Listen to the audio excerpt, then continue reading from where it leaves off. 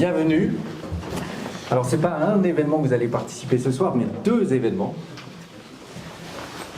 Le lancement de l'initiative, le séminaire de Christine, dont elle va vous parler autour du leadership, et le lancement donc, de mon livre, coécrit donc avec Gabriel Sapiro, dont on a une pensée bien sûr forte ce soir, voilà, disparu précipitamment cet été, mais qui a contribué, qui a rédigé même ce livre avec moi, mais qui vraiment lui la plume. Hein. C'est lui qui savait mettre les mots et les histoires, les bonnes formulations pour raconter des sujets techniques et marketing. Et donc la vision de pourquoi on est ensemble ici avec vous ce soir, c'est qu'aujourd'hui, quel que soit son métier, et plus particulièrement aussi dans le marketing, pour être un bon CMO, il ne suffit pas d'avoir que des hard skills, des compétences techniques sur aujourd'hui, notamment le digital qui exige toujours plus de compétences, mais aussi être capable d'avoir des soft skills, des capacités de leadership, des capacités d'animation. Alors, pour prendre des exemples, hein, il faut être capable de parler avec son patron, son COMEX, parce qu'on dépense de l'argent, et donc on est challengé en permanence. Je vois que ça en fait sourire certaines. Vous avez des patrons? Donc on est challengé en permanence pour expliquer qu'on ne dépense pas de l'argent, on investit pour développer le business de demain. Donc il faut là développer des soft skills pour expliquer qu'il est nécessaire d'investir. Il faut avoir des soft skills avec les sales, les commerciaux, parce qu'aujourd'hui le marketing sans les commerciaux ça ne fonctionne pas, l'inverse non plus d'ailleurs. Mais donc il faut créer cette dynamique collective pour réussir à faire en sorte que les campagnes soient bien enchaînées par les commerciaux. Puis après, je dirais aussi développer les soft skills pour savoir travailler avec son équipe, de petits jeunes parfois, qui ont d'autres appétences, d'autres envies, une autre vision du travail, une autre vision de l'entreprise, avec l'IA, les nouvelles technologies. Donc il faut aussi avoir cette dimension, cette appétence avec les technologies, ou en tout cas ne pas en avoir peur. Et donc il est important donc, de développer ces deux jambes, qui sont les hard skills et les soft skills. Voilà, donc c'est un peu le pourquoi on trouvait intéressant de se réunir ensemble ce soir pour vous présenter ces deux initiatives. Allez, on va commencer. Bonjour. Vous allez avoir droit à deux interviews. Je continue. Donc moi, je vais démarrer par interviewer Laurent, et puis Laurent, il va m'interviewer. Ne vous inquiétez pas, ça ne durera que 3 heures. Mais il y aura champagne à la fin. J'ai convaincu Laurent que champagne était une bonne idée. Parce que lui, il a mis de l'eau. Je dis ça juste comme ça. Alors Laurent, bonjour. Je crois que presque tout le monde te connaît ce soir, mais je vais quand même te laisser ou te demander de raconter ton parcours, qui tu es et pourquoi ce livre que tu as juste là-bas et que vous avez vu par la suite là-bas, mais on en parlera tout à l'heure. Donc. Alors effectivement, je connais beaucoup d'entre vous, donc moi j'ai fait que du marketing B2B, que en agence. Alors pourquoi l'agence ? Et pourquoi j'aime rester à travailler en agence ? Parce que j'aime la diversité de sujets. J'ai une capacité m'intéresser. Je trouve que tous les sujets sont intéressants. Et d'ailleurs, c'est pour ça aussi que je préfère le B2B au B2C. Je me suis plus intéressé au B2B, B2C, pour cette diversité de sujets où souvent, c'est pas que le produit, sa beauté, son esthétisme, c'est vraiment à quoi il va servir, l'usage, les transformations. Et je trouve ça très intéressant et d'aller chercher justement ces thématiques pour pouvoir les raconter, en faire des histoires, pour pouvoir derrière faire en sorte qu'il y ait une forme d'activation, parce qu'on cherche aussi à faire clairement en sorte que nos cibles en face interagissent et agissent sur les sujets. Donc c'est pour ça que j'ai toujours fait ça. Mais du coup, alors le marketing, c'est quand même un des métiers qui a le plus été transformé depuis 45 ans. Pour les marketeurs, juste pour que vous sachiez. J'étais pas né. Aucun de nous était né, on va dire. Mais pourquoi avoir écrit un livre sur le sujet ? Et c'est ton second livre. On en parlera après. Mais pourquoi avoir écrit un livre d'abord ? Parce que je trouve qu'il est intéressant de partager un peu cette vision, de partager aussi tous les cas que je peux rencontrer et qu'on peut rencontrer lorsqu'on travaille en agence, divers, souvent avec des enjeux différents, que ce soit des enjeux de management d'équipe, des enjeux budgétaires, et d'essayer de partager tout simplement et de faire découvrir tous ces cas et ces pratiques à travers d'un livre. Et donc c'est ton second livre. En quoi il est différent du premier? Alors le premier livre traitait vraiment spécifiquement de l'inbound marketing et de l'ABM, l'account-based marketing, donc une practice, on va dire, que j'ai beaucoup développé depuis des années avec les équipes. Voilà. Donc l'objectif, c'est vraiment d'aller travailler, de cibler des grands comptes, non pas un peu au hasard des communications, mais vraiment avec un ciblage préalable, prédéfini et une tactique spécifique, soit par compte ou soit par typologie de compte. Voilà. Et donc ce nouveau livre, je dirais, va chercher à rendre encore plus accessible cette technique, ces hard skills autour du digital et des nouvelles pratiques, de le rendre plus accessible au plus grand nombre. Pour, en fait, je cherche aussi à faire en sorte qu'on s'intéresse au B2B. Il n'y a pas que Nike, il n'y a pas que L'Oréal dans la vie, il y a aussi plein de disciplines et où il y a des choses passionnantes pour tous ceux qui font du B2B dans la salle, font comme ça. Voilà. Et donc ce livre, je dirais, parcourt un peu toutes ces thématiques pour les rendre plus accessibles et désirables, peut-être on peut dire. Alors Laurent, il fait un peu le timide, mais dans la réalité, il reprend aussi toutes les tactiques de marketing B2C pour rajouter dans le B2B. Alors, je pense, alors ça c'est la vision, hein, c'est pas parce qu'on fait du B2B avec des techniques et des tactiques différentes, on parle toujours à des humains aussi. Donc il y a aussi des humains, et donc on peut aller chercher une fibre émotionnelle, on peut aller chercher des leviers émotionnels, on peut chercher donc des histoires qui vont faire que on n'est pas choisi que sur un tableau Excel, on est aussi choisi avec des critères parfois qui sont plus émotionnels. Ce que je dis toujours, nous, l'objectif, c'est d'être nos clients soient choisis dans un appel d'offres, même s'ils sont plus chers. Voilà, parce qu'il y a d'autres éléments que le prix, et donc c'est ce que le marketing va chercher à développer, les valeurs autres. Ça peut être des valeurs, des critères ESG, les fameux critères de RSE, mais ça peut être des choses parfois immatérielles, voire non perçues par le cerveau, mais à la fin, ben, on est aussi choisi parce qu'on préfère ce fournisseur plutôt qu'un autre. Et c'est ça le marketing. Donc le titre, 10 lois pour changer d'air. Pourquoi ce titre? Alors, parce qu'il fallait un titre qui soit compréhensible. Qui était très marketé. Marketable. Très marketé, exactement. Avec une couverture qui attrape l'œil, visible, voilà, mais qui traite vraiment après de tous les sujets avec précision. Donc je peux vous les donner, hein, peut-être les 10 lois. On va en parler tout à l'heure, attends. Ne va pas trop... Teasing. Mais alors, pourquoi maintenant? Que signifie pour toi ce changement d'air? Et que signifie pour les professionnels du marketing ce changement d'air? Alors les professionnels du marketing le vivent tous les jours, hein. Il y a plein de changements divers et variés, que ce soit les contraintes sur les budgets, l'exigence de ROI, l'IA bien sûr. Hein, je pense qu'on ne fait déjà plus le même métier qu'il y a 2 ans et on ne fera pas encore le même métier dans 2 ans, donc c'est clairement un changement d'air. Bon, il faut le vivre positivement, comme on en avait vécu d'autres. On a vécu la PAO il y a 30 ans, voilà, donc par la vidéo. Donc c'est clairement un changement d'air, mais peut-être que dans 2 ans, on pourra réécrire un livre, on fera 2, parce qu'il y aura encore un changement d'air. Ok, voilà. Dis-nous, donc quelles sont ces 10 nouvelles lois dont tu parles? Alors donc effectivement, on a fait avec Gabriel 10 chapitres qui reprennent un peu 10 fondamentaux autour du marketing. Le premier, effectivement, c'est différent, tu seras. Donc là, on va vous parler de l'enjeu du positionnement, du travail sur la marque. Hein, c'est redevenu un sujet un peu stratégique de développer un capital de marque, de développer une différence versus des concurrents. Et donc, il faut remettre du budget sur la marque, clairement. Deuxièmement, deuxième loi, ta marque, tu la rendras incontournable. Donc là, c'est tout ce qui est lié au contenu, toute la thématique liée à l'exigence de créer notamment tout ce qui va permettre de justifier. Donc ça peut être des business cases, ça peut être des interviews, des tribunes, voilà, qui va permettre d'expliquer en quoi on est vraiment différent. Et il ne suffit pas de l'affirmer, il ne suffit pas de mettre une baseline sous un logo, il faut être capable de le prouver. Troisièmement, la cuisine japonaise, tu aimeras, parce qu'on parle de tofu, mofu, tofu. Vous apprécierez l'humour de Gabriel.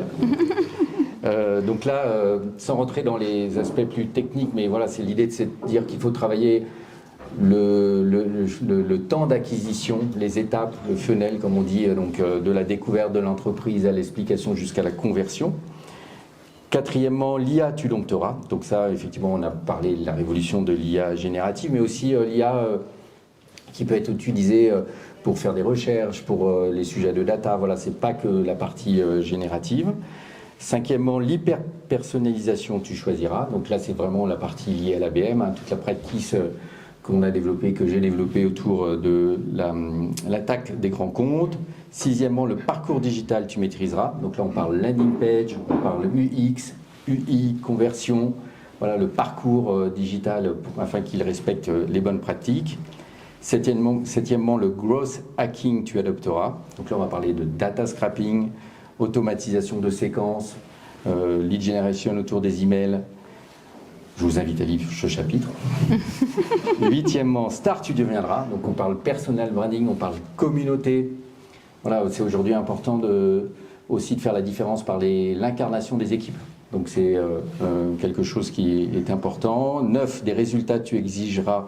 Donc là, on parle tracking, UTM, KPI, un chapitre un peu technique. Le marketing, on n'aime pas toujours peut-être traiter ce sujet-là, et donc mais c'est important parce qu'on a besoin de chiffres justifiés. Et 10, le marketing et les sales, tu marieras. Donc c'est le sujet de l'alignement, ce qu'on appelle l'alignement, donc faire en sorte que les équipes travaillent bien ensemble. La collaboration. Exactement. Et du coup, ça m'amène à une de nos dernières questions qui va être plutôt autour de quelles sont les compétences, les soft skills, justement les plus importantes pour toi pour activer ces 10 lois. Alors, une des soft skills importantes, c'est de savoir s'adapter à celui qui est en face de lui, donc pas trop parler anglais, pas trop utiliser du jargon, voilà, parce qu'on est vite, on aime bien, dans l'équipe marketing, faire un peu de marketing, de notre métier, de créer des nouveaux concepts, voilà, mais essayer de rester simple et accessible. Et je pense que c'est la première des soft skills qu'il faut développer, c'est être capable d'écouter. L'intelligence émotionnelle. Voilà, d'écouter celui qui est en face, d'adapter son discours, de ne pas obligatoirement lui raconter tout ce qu'on fait, comment ça fonctionne, mais de lui essayer de lui présenter à quoi ça va être utile pour lui. Et l'adaptabilité du coup. Et on rajoute le leadership. Il faut que tu dises leadership à la fin. Bien sûr. Et donc bien sûr le leadership qui est important parce que il faut d'ailleurs faut entraîner toutes ces équipes, et donc pour entraîner ces équipes il faut une vision et donc le leadership. Et le storytelling, parce que quand on parle des KPI, il faut les traduire pour aller pouvoir prendre plus de budget. Sans dire n'importe quoi. Sans dire n'importe quoi. En essayant de dire la vérité. Dans la mesure du possible. Ça fait rire aussi beaucoup. Parce qu'ils sont marketeurs. Il faut ça tous les jours. Et peut-être une toute dernière question. Pour toi, je vais te laisser choisir. Dans les 10 lois, quelle est la plus importante ?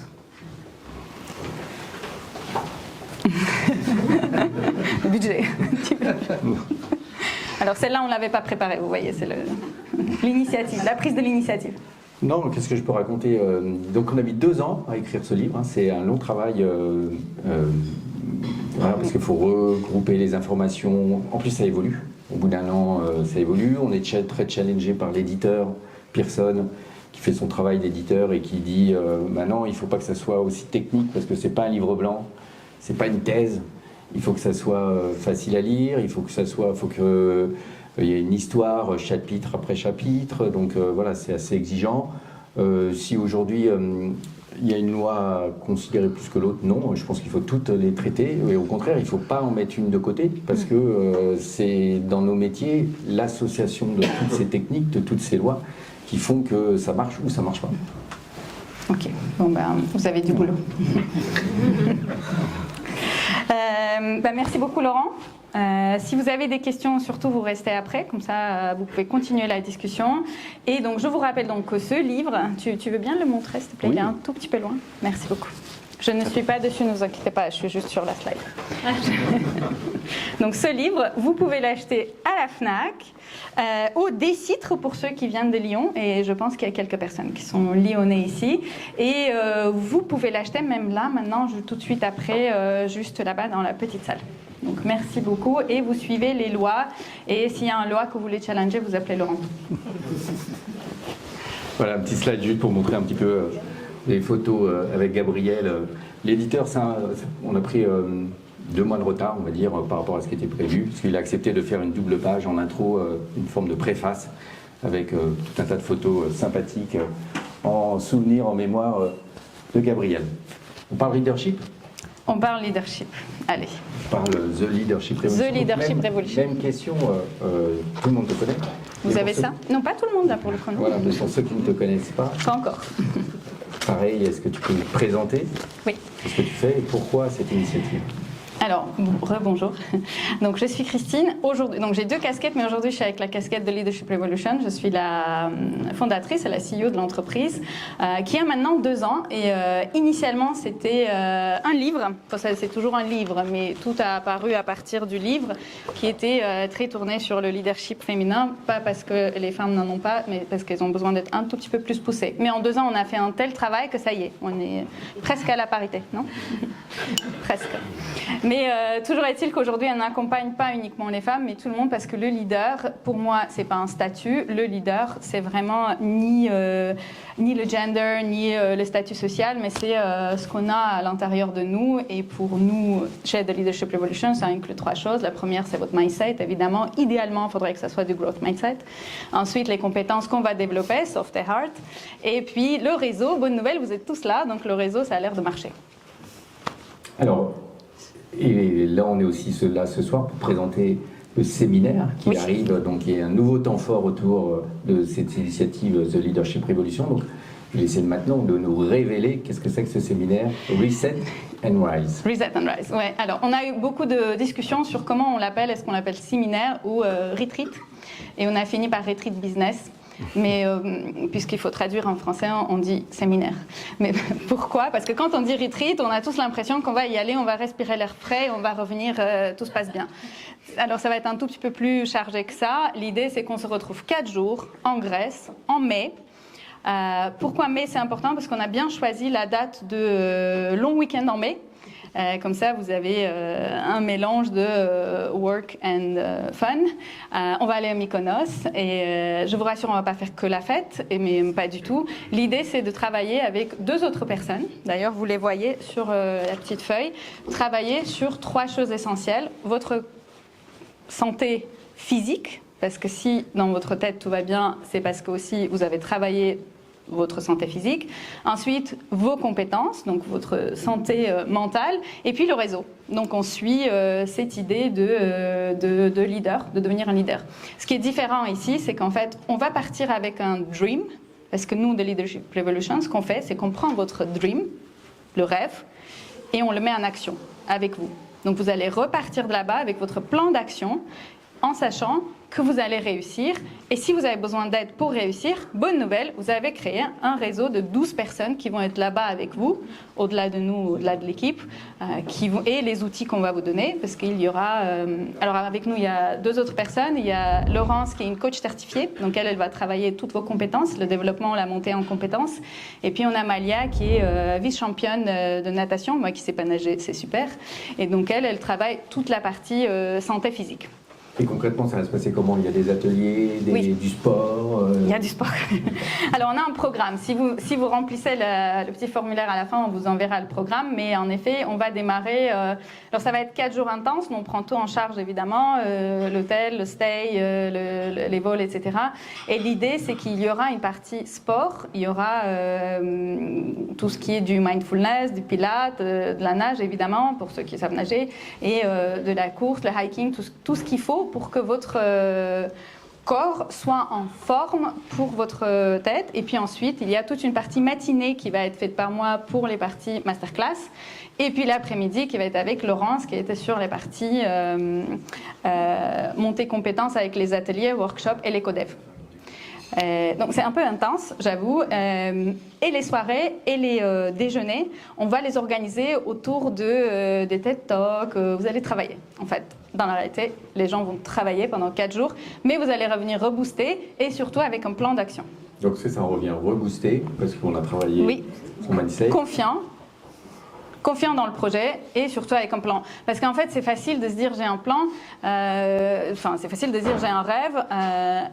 Le nombre de projets qui n'aboutissent jamais juste parce qu'on ne sait pas les démarrer, où on a peur, où il y a 1 million d'autres raisons pourquoi il ne faut surtout pas le faire, où on va attendre l'année prochaine, l'année d'après, ou voire jamais.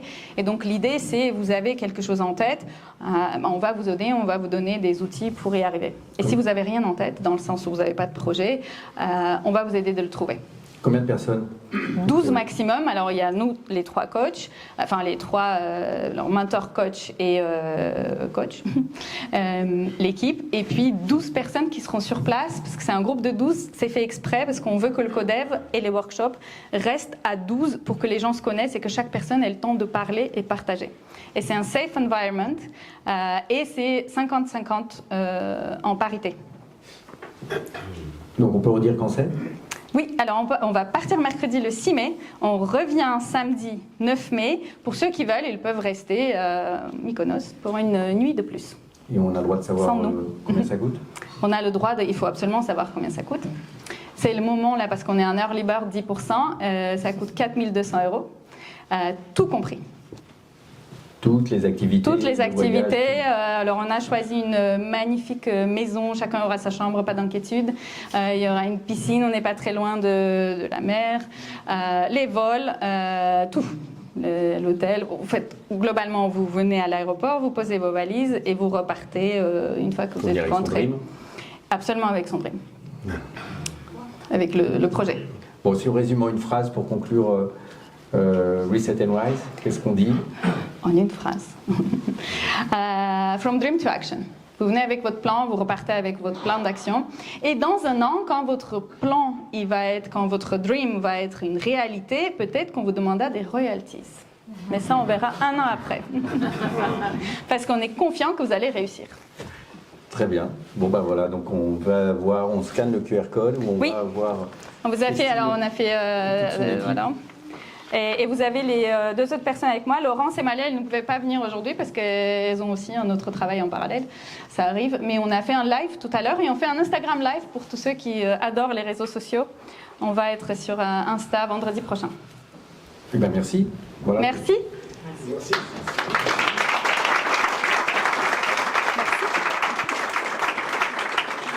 Alors on avait prévu un petit format court pour vous permettre de passer aux parties suivantes de la soirée. Donc on va retourner au même endroit, on va pouvoir boire un verre et pas que de l'eau pétillante pour ceux qui le veulent.